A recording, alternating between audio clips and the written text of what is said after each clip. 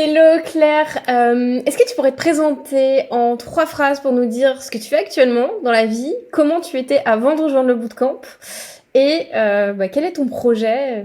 Voilà, présente-toi en 3 phrases, grand max. Première phrase, je m'appelle Claire, j'ai 38 ans, j'habite à Montréal. Actuellement, je suis une poulpe en salarié, une poulpe en salariat, pardon.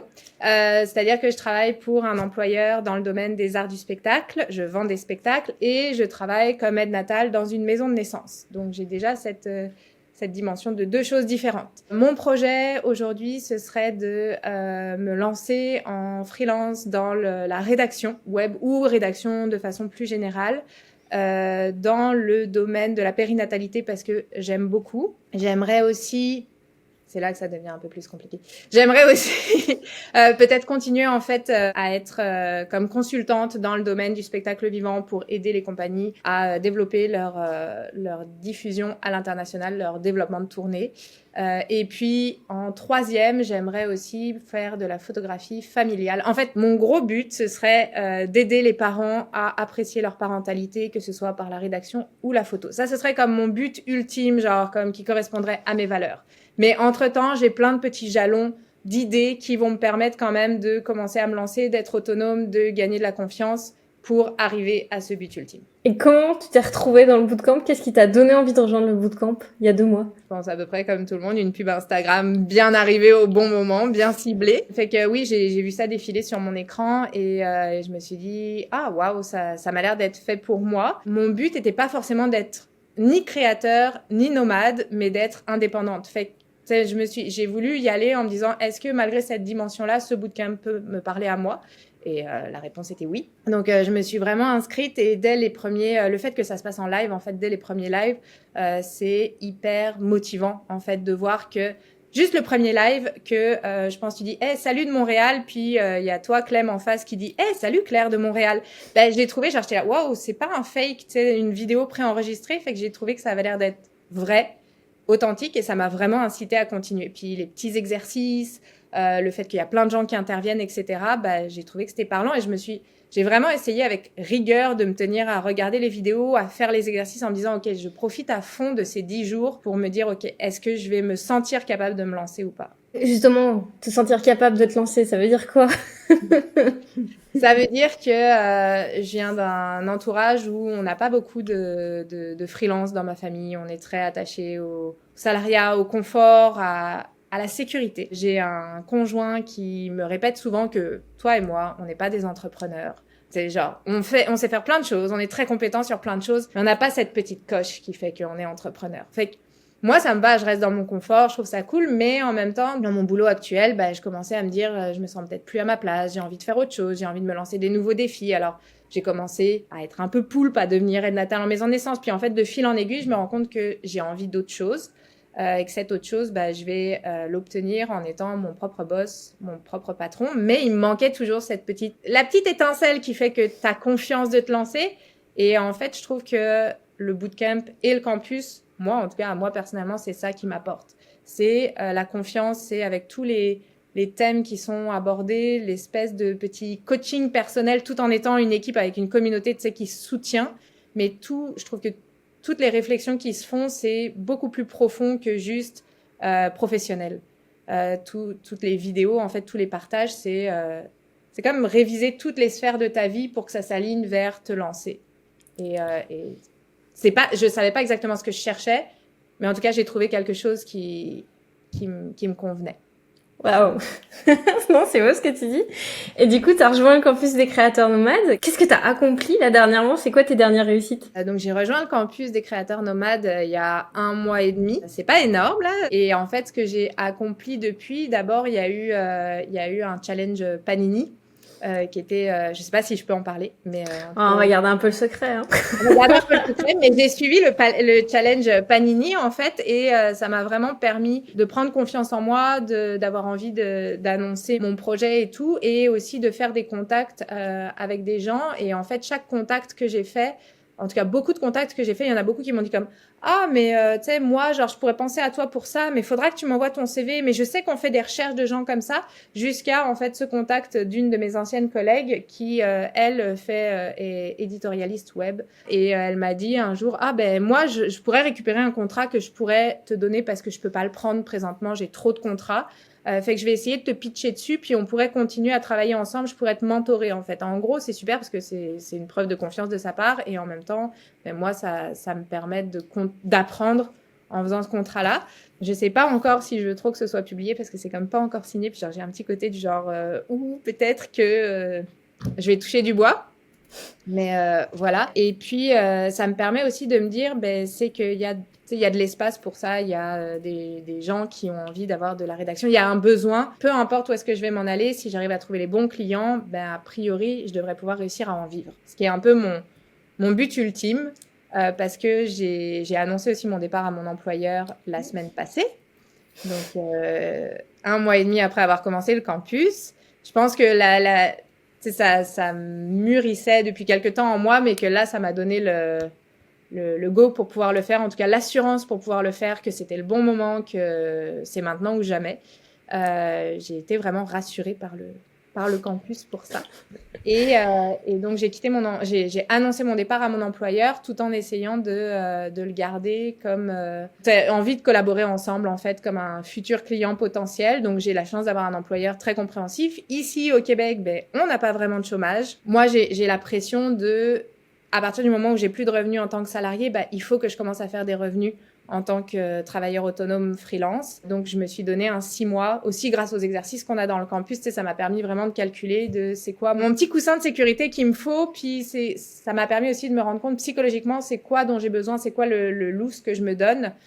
Puis, comme je suis maman, que j'ai 2 enfants, que j'ai un conjoint, que j'ai un appart, ben, je peux pas non plus me permettre de dire genre comme ok, c'est bon, l'argent va rentrer quand il va rentrer. Il faut quand même que j'ai un plan qui soit cadré. Et je trouve que le campus m'a aidé vraiment aussi à poser les balises de où sont mes risques, où est ma zone de confort dans mon inconfort, tu sais, où est-ce que je me sens quand même en sécurité en lâchant mon emploi aujourd'hui. Puis en ayant en fait mis toutes les petites barrières autour, là, je me sens vraiment très correcte de lâcher mon employeur très prochainement. Bah, pas très prochainement, il est lâché officiellement, mais c'est juste que le salaire va s'arrêter dans les prochaines semaines. Et du coup, comment tu te sens avec tout ça? Hyper bien.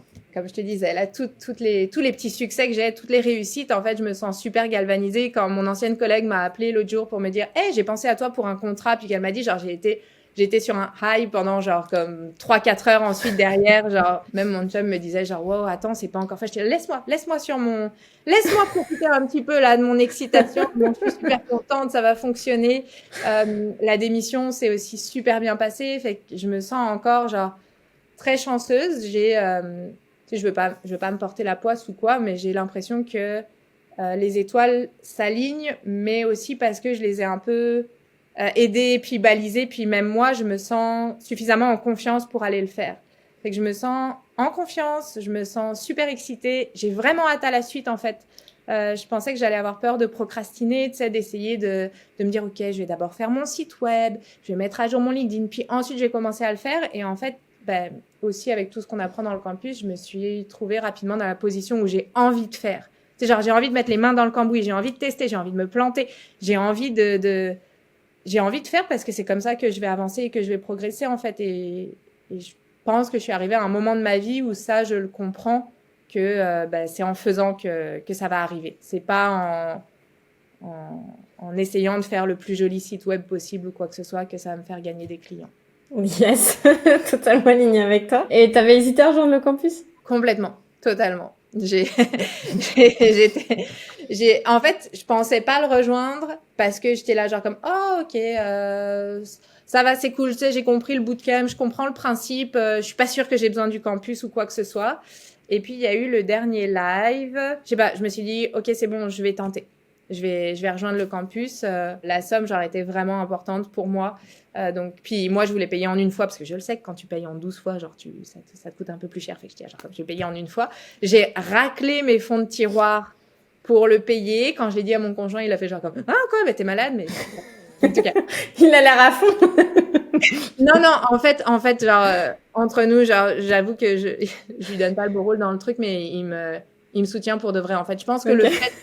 le fait que j'ai dépensé cette somme-là, que j'ai pris cette décision, que j'ai été prendre dans mes économies à moi, il se rend compte à quel point le projet est important pour moi, à quel point j'ai envie de le faire, et il me soutient pour de vrai, parce que je veux dire, sans son soutien, je pourrais pas me permettre financièrement de le faire non plus.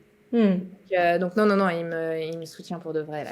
C'est lui qui me dit depuis 10 ans, fais de la rédaction, Claire, tu sais bien écrire, va faire de la rédaction. Donc, Ok. là, bref. Non, il faut pas que je lui donne le mauvais rôle. C'est horrible en plus, si jamais un jour ça se voit sur les réseaux sociaux. En tout cas, Est-ce que tu lui as demandé au moment de t'inscrire son avis ou t'as pris ta décision toute seule? je lui ai demandé, mais comme il est souvent en meeting, il m'a comme pas répondu, puis c'était en plein live, puis genre j'ai fait comme, ok, bon, bah je vais prendre ma décision moi-même toute seule. Bah, c'est quand même une somme importante. Je pense que à titre personnel, j'ai jamais dépensé cette somme d'un coup. Genre, j'ai jamais acheté de voiture, jamais. Donc, c'était quand même une décision importante. Mais pour revenir à qu'est-ce qui m'a décidé à m'inscrire au campus, bah, il y avait vraiment le côté la garantie en fait, où je me suis dit bah si ça me parle pas, bah tant pis. Mais c'est vrai qu'en arrivant sur le campus, tout de suite voir l'espace de la communauté, qui d'ailleurs fonctionne aussi très bien sur le bootcamp, je trouve que ça c'était très entraînant, très motivant de voir les réussites des gens, de voir comme la bienveillance des échanges, comment bah, quand quelqu'un poste une réussite, bah, tout le monde dit comme hey, bravo, hey, super. Je trouve que c'était ça en fait dont j'avais envie. En fait, le jour de l'inscription du campus, j'ai parlé avec une personne qui m'a beaucoup, qui est auto-entrepreneur, freelance, qui m'a beaucoup eu un discours avec moi qui était un peu négatif de toute façon, c'est très bouché. Moi, j'en vois beaucoup qui essayent, qui ne fonctionnent pas, à propos du domaine de la rédaction, par exemple. Et toute cette négativité, en fait, genre, que j'ai reçue, en parallèle avec tout l'élan, la positivité, l'enthousiasme, l'optimisme du campus, ben, genre, je me suis dit comme, OK, j'ai pas envie d'être cette personne qui va se dire ça fonctionne pas. J'ai envie de continuer à me laisser porter sur la vague de toute l'énergie, en fait, du bootcamp. Et c'est ça un peu aussi qui, quelque part, c'est l'extrême qui m'a fait me dire, OK, il faut que je saute dans le campus, il faut que je continue à surfer sur cette vague parce que sinon, je vais juste m'enfermer sur moi-même, en fait, puis continuer à croire ce qu'on finit par me dire. Donc, OK, continuons d'aller là-dessus, puis on verra bien ce que ça donne. Je veux dire, au pire, j'annulerai ou quoi que ce soit, mais voilà, c'était un peu, c'est cette clé aussi qui m'a aidé à rejoindre le campus. Waouh. Et du coup, c'est quoi tes coups de cœur sur le campus? Bah déjà, je trouve que c'est quand même assez bien fait, honnêtement, technologiquement parlant, entre la communauté, la plateforme de cours et tout. Je trouve que vous avez quand même conçu quelque chose qui coexiste et qui se nourrit l'un l'autre. J'aime beaucoup la communauté parce que je trouve que c'est très inspirant. Si on a un petit coup de mou et tout, on va lire dedans, on voit où est-ce que les gens sont rendus, on se rend compte en fait que pas tout le monde est au même niveau et c'est aussi satisfaisant de voir que bah, genre nous, on est peut-être à un niveau plus bas, mais qu'on pourrait arriver plus haut. Et en même temps, on se rend compte que les doutes qui sont partagés par les gens, les insécurités, ben, on peut avoir les mêmes en fait. Et je trouve ça très enrichissant que les gens partagent leurs expériences sur le campus, sur la communauté. Moi, c'est vraiment l'aspect communauté qui me parle le plus. Et en même temps, sur tout ce qui est les vidéos et les leçons, j'aime beaucoup les écouter. Je les trouve très vivantes, même si c'est des vidéos préenregistrées. Et puis, les exercices qu'il y a à faire, je trouve que ça nous aide vraiment à approfondir notre réflexion, à poser nos balises, comme je disais tout à l'heure, pour que chacun ait son projet qui lui ressemble à partir de là où il part, en fait. Trop bien. Et qu'est-ce que tu dirais à quelqu'un qui hésite à rejoindre le campus et à se lancer, justement? Mais moi, ce qui a fonctionné pour moi fonctionnerait pas forcément pour tout le monde. Je dirais que quelqu'un qui hésite à se lancer dans le campus, ce qu'il va y trouver, en fait, probablement, c'est de l'assurance, c'est de la sécurité, du support pour se lancer en tant qu'entrepreneur. Je pense que le campus, il peut parler à tout le monde, aussi bien quelqu'un qui veut devenir fleuriste à son compte que un créateur plus graphisme, etc que moi qui veux me lancer en périnatalité. Genre, je trouve que le campus va nous apporter cette coche au-dessus pour avoir la confiance de se lancer en tant qu'entrepreneur. En tout cas, de là où j'en suis rendue dans le campus, c'est vraiment ça. Je dirais à une personne qu'il y a quand même beaucoup d'apports sur les réflexions personnelles, sur notre histoire, sur d'où est-ce qu'on vient, nos croyances, comment les démonter aussi au fur et à mesure. Je trouve que c'est très précieux, que ce soit pour nous, en tant que professionnels ou nous, à titre personnel, il y a quand même des choses où on va mieux comprendre les relations qu'on a avec les gens qui nous entourent. Je trouve enfin, je ne sais pas si c'est un argument entendable ou pas, moi en tout cas, c'est quelque chose qui fonctionne pour moi, c'est que, OK, le campus, bah, ça a un coût, mais ça va probablement me faire gagner 1 an dans mon lancement en entrepreneur. C'est genre probablement que avec tout ce que j'apprends, ben, il y a plein de choses qui tombent sous le sens. Il y a plein de choses que je pourrais connaître, mais que je vais me casser les dents dessus. Je vais genre faire des essais-erreurs, je vais tout ça. Alors que là, le campus, ça vient quand même me nourrir avec des pistes, des conseils, des réflexions à avoir en amont pour faire en sorte que bah, le jour où je vais me lancer, je vais être la plus efficace possible, avec toujours une marge d'erreur, tu sais, mais ça va venir me faire gagner en fait du temps sur mon projet. Puis bah, le temps, c'est de l'argent, en tout cas, c'est tous ces trucs-là. C'est chacun voit comme il veut, mais je pourrais tâtonner pendant 5 ans ou je pourrais prendre le campus et puis probablement être plus efficace, plus rapidement parce que c'est des gens qui sont passés par là, que ce soit toi, que ce soit les autres qui forment le campus et on va apprendre les uns les autres de nos erreurs pour réaligner nos projets, quelque chose comme ça. Ouais, puis le temps, c'est quelque chose que tu récupères jamais. L'argent, tu peux en trouver. Du temps, une fois qu'il est Exact. passé. Mais moi, je me suis fait un truc, tu vois, par rapport au campus, c'est que le montant que j'ai payé pour le campus, ben, je me dis, je vais le diviser sur 12 mois si je veux que mon campus il soit rentabilisé sur 12 mois. Et mes premières factures que je vais faire, ben, je vais juste me mettre l'argent de côté psychologiquement en me disant, c'est pour rembourser mon campus. C'est genre, je ne vais pas me le prendre comme un salaire. Ben, in fine, ça dépend dans quel petit bac je le mets là. Mais je vais me dire psychologiquement, est-ce que je suis capable de faire suffisamment d'argent ces 12 premiers mois pour aussi me dire que je rembourse mon campus? C'est garder cette dépense en tête que j'amortis mon campus sur 1 an, par exemple. Intéressant. Puis c'est un investissement. L'idée, c'est que tu investis une première fois, puis un investissement, ça prend le temps, mais ça peut aller vite, vu que là, tu as peut-être une bonne piste pour la suite. Peut-être même 2 super pistes pour la suite. J'en ai peut-être 3, mais 3? Ah! il faut que je concrétise tout ça. Mais oui, j'ai des super bonnes pistes et en fait, c'est parce que genre, il y avait le campus derrière qui m'a donné aussi l'assurance, l'envie d'en parler, le fait de me sentir plus légitime aussi. Ouais, j'avoue, c'est un mot important, hein, ça, pour les gens qui veulent rejoindre le campus. Je me sens plus légitime parce que j'ai reçu des encouragements, parce que j'ai vu que tout le monde a des doutes sur justement le syndrome de l'imposteur et tout. Puis je me suis dit au bout d'un moment donné, ouais, mais pourquoi pas moi aussi? C'est genre, je pense que je serais capable de le faire. Je pense que tout le monde ne s'attend pas à ce que je sois J.K. Rowling dès la première chose que je vais écrire. Je pense que je suis capable de le faire. Je pense qu'il y a des gens qui vont partir moins bons que moi, des gens qui vont partir meilleurs que moi, mais j'ai ma chance comme les autres, en fait. Et je pense que le campus te donne l'assurance et la confiance, en fait, que ton parcours est valable. Ton envie est valable, ton parcours est valable. Avec plein de bienveillance autour de ça. Super intéressant. Et du coup, tu es maman. Comment être maman, ça a pu te donner un moteur ou c'est quelque chose qui te met la pression dans cette envie d'être entrepreneur? Comment tu le vis?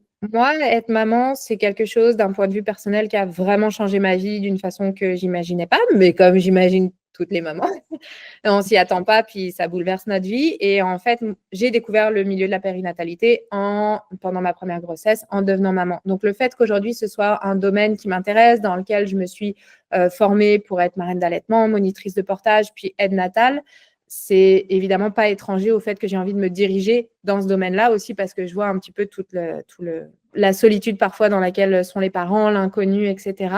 Donc, le fait d'être maman nourrit mon projet professionnel. Ensuite, sur un autre sujet, le fait d'être maman, ça m'oblige quand même je ne suis pas toute seule, il faut que je gagne des sous.